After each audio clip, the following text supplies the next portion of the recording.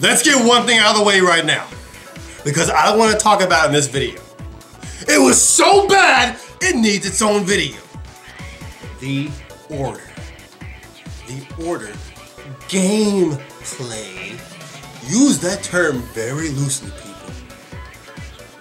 The Order's gameplay was the worst thing about Sony's E3. The worst. I know you Sony fanboys are probably all angry and you're all up in arms. It's gonna be okay, kids. It's gonna be alright. You'll survive. You'll survive the criticism of the Order. In this video, but you really will not be pleased with the video that game is getting by itself. But Sony's E3. Let's talk about that. What did Sony do right? Sony covered a wide variety of games. Sony covered not only games, but also features coming to their platform. And Sony started out good, then dropped off the face of the fucking planet. Now, just like Microsoft, Sony showed a bunch of multi-platform games that I already knew were coming that I didn't really give a fuck about. For example, let's just look through some of the games they showed. Destiny. Sony has exclusive content coming to Destiny, which is, we already knew that from last E3. I guess they just want to announce it again just in case somebody forgot. But it's pretty normal for Sony to get multi-platform exclusive content for a lot of multi-platform games. They've been doing that since early PS3 years. But anyway, besides Destiny, they talked about, let's see, Far Cry 4. They showed some gameplay of Far Cry 4. I've never been a Far Cry fan, so it didn't really interest me too much. But Far Cry 4, you know, graphically, it looks alright. Except for the fact that the guy playing the game pretty much had God mode enabled. There were people shooting at him all over the place. He was getting hit, but not dying. It didn't make any sense. I don't know if Far Cry 3 is like that. I hope not. Because I would want to play 3 before I would play 4. They look like they're in the same place. I don't know. I don't know anything about the Far Cry games. And then CG trailer for Dead Island 2. It was comical, but again, CG trailers do nothing for me. Let's see. Battlefield Hardline. I don't care about Battlefield. You people, let me just say this. You people that buy Battlefield, you're a part of the problem. You are a part of the problem. You dumbasses bought Battlefield 4. You guys were beta testing Battlefield 4 for what? 4 or 5 months? Until shit finally got stable? How many times will it take for you people to learn your lesson? Probably will never learn. Never. Once again, you'll buy the game day one, and then you'll bitch for months on how broken it is, how you can't get into a game, how the servers are down, how it freezes, how it deletes your save data, and I will have to once again tell you, you got what you fucking deserve.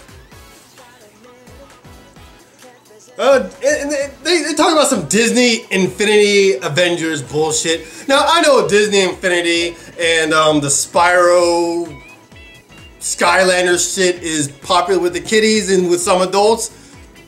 Obviously, I don't care too much about that, so that just went right over my head. One multi-platform game that I did think looked really good and was also, the trailer was phenomenal, was Magicka 2.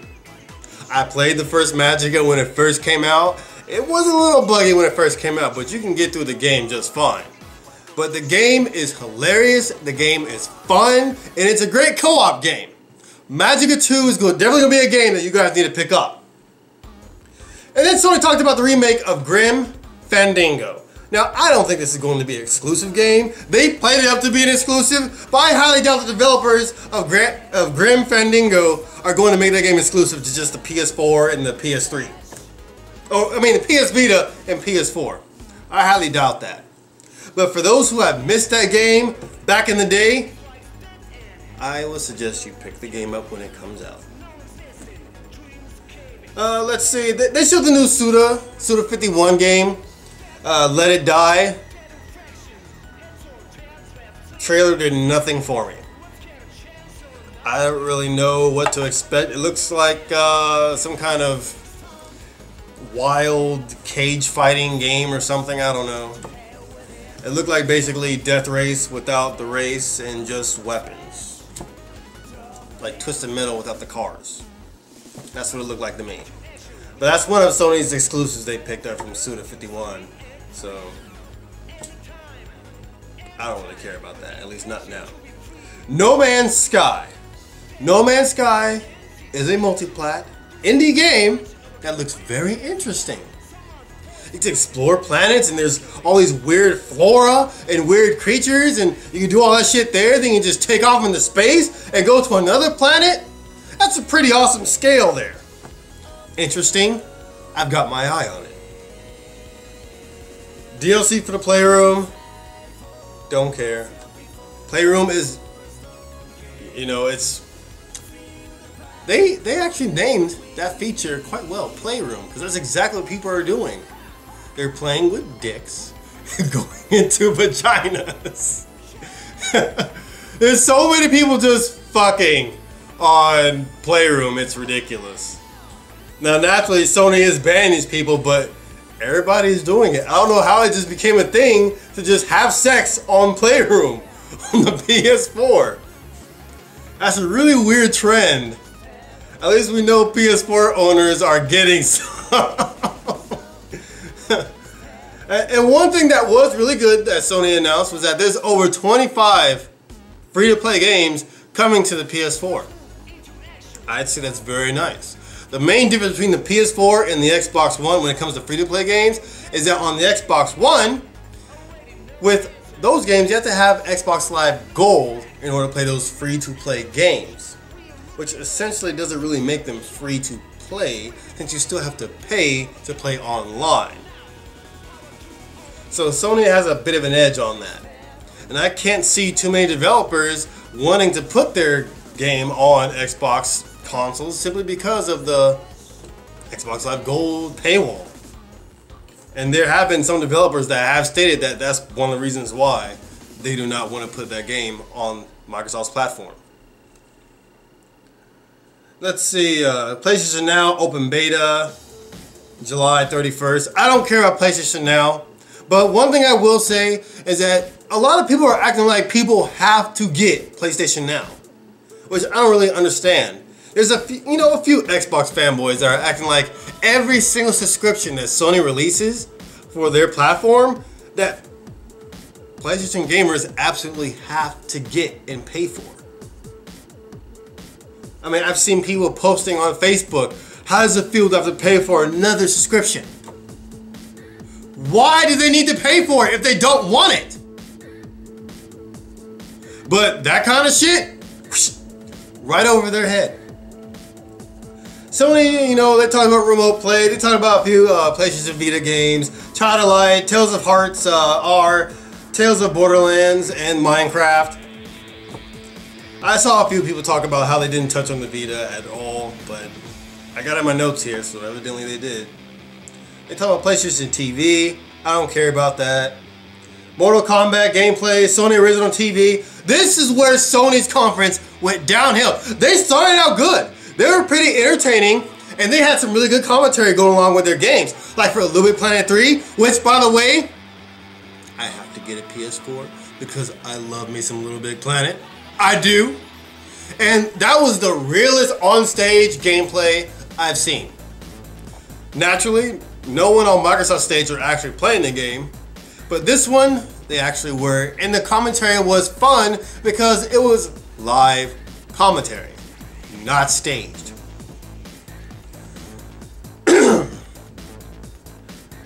But yes, that's when it started going downhill.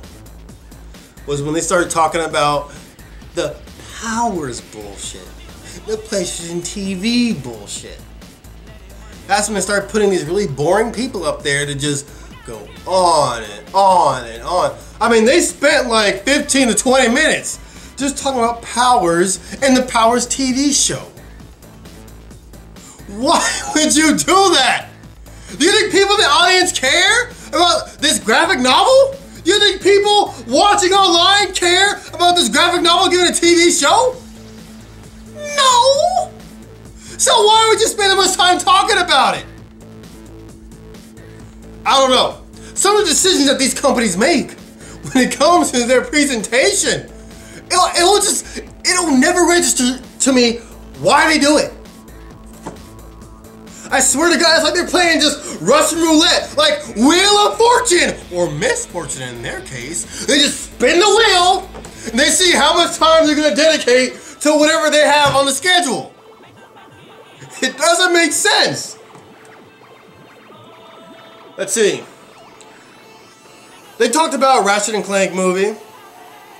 You know, I am a Ratchet and Clank fan, but I'm just not excited for the movie.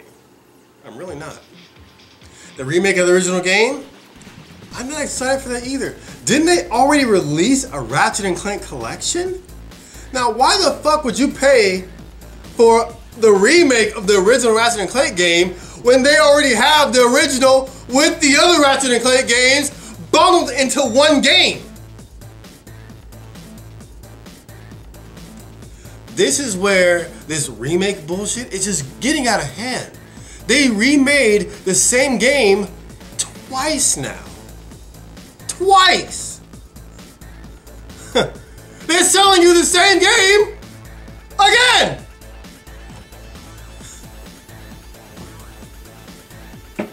Grim things in gaming. Very grim. Then they talk about the Last of Us Remastered. Look, I don't care about the remaster of The Last of Us. I didn't play the first Last of Us. I didn't opt to buy it when I bought my new PS3. You know why? Because when I saw my friend playing The Last of Us, it didn't look that good to me. And the AI was fucking horrible. Absolutely terrible.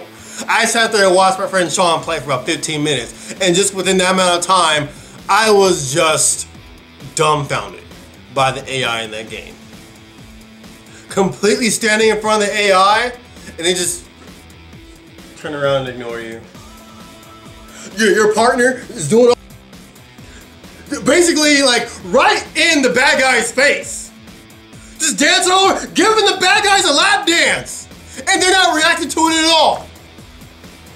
The AI was garbage. So I probably will get the remastered one when I get my PS4 if the AI has been reworked. That is the main selling point for me. Metal Gear Solid 5, Phantom Pain. I already knew about that. There's not really much else to say. Grand Theft Auto 5. I don't really care about Grand Theft Auto. I might pick it up when it's $20 on PC. Now, the one multi-platform game they showed that I was actually interested in was Gotham Arkham Knights. Arkham Knight, I should say. I know everyone is saying Arkham Knights. It's just Arkham Knight. Not only did it look beautiful, but just the sheer scale of Gotham was amazing. And from what I hear, it is the last Arkham game. And I gotta finish Arkham City first, which I will do real soon. But I can't wait for Arkham Knight. Can't wait. And then Uncharted 4. Now, I love Uncharted. I do. The first one was great. The second one was great. I have yet to play the third. I got it over there. I bought it, so I am going to play it. But this trailer showed us nothing. Now, they did say it was in-game graphics. Rendered in-game on the PS4. Great. Looked alright. But still, the trailer told us nothing but Drake was out of the game for a while. Now he's getting in the game, and Sully is trying to convince him, no, Drake, you shouldn't do it. Oh, I gotta do it, Sully. I gotta get that bread. I'm almost out of cocaine or something. I don't know.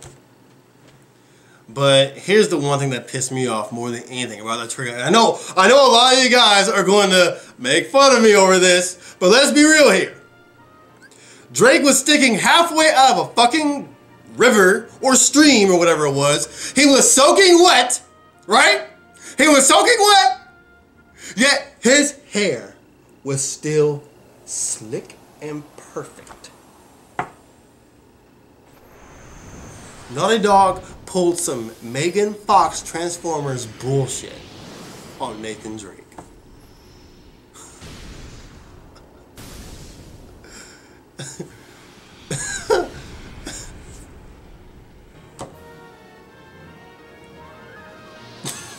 I mean, how do you explain that? Did he come out of the stream just weak and just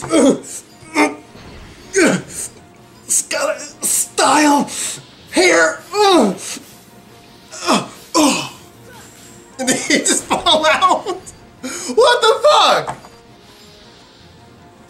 That trailer did nothing for me. Absolutely nothing.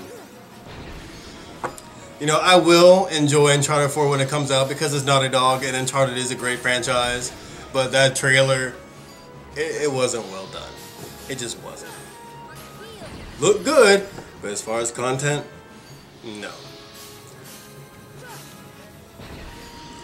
But overall, you know, Sony's conference, it started out pretty good, but then the second half was just flatline. Got boring real fast. Now, the only thing I give them over Nintendo and Microsoft is that Sony actually covered way more talking points than Microsoft and Nintendo. They talked about a wide variety. They had a good number of games in there, decent number of exclusives. They talked about features coming to their console, like, you know, the YouTube feature where you can share to YouTube instantly and stuff. They talked about, you know, some other Sony products that were coming. They talked about some other services like PlayStation Now. They talked about a lot of things, and I thought they covered a lot of good topics. But in true Sony fashion, they just couldn't keep it consistent and keep it entertaining. I mean, there were times in their conference where they would show a trailer would be done, and then all of a sudden, there's somebody new on stage, and they're talking about another game. And we're talking about seconds. I don't know if it was just a stream. I don't think it was a stream, because I was watching the stream. I didn't have too many problems with the stream, even though my internet was pretty slow. I had it on low quality, so I didn't really see too much buffering. But this happened several times, where they just instantly switched to another game. No transition whatsoever. That was a little confusing. No flow. But, you know, Sony's conference, average. Again, average. Was it better than last year? I would say it was just a tiny, teensy tiny bit better last year. Just a tiny bit. And I don't mean like, you know, a whole point. I mean like maybe 0.2 points. It's very close. Very close indeed. Again, I'm not going to give it a score because when I make the full comparison of all three, I'll score them all based on who I think did what. And I'm sure you will all enjoy that. But anyway, guys, that's all I've got to say about Sony's E3 conference. Not much else to say. Thank you for watching, and stay tuned for my thoughts on Nintendo's conference.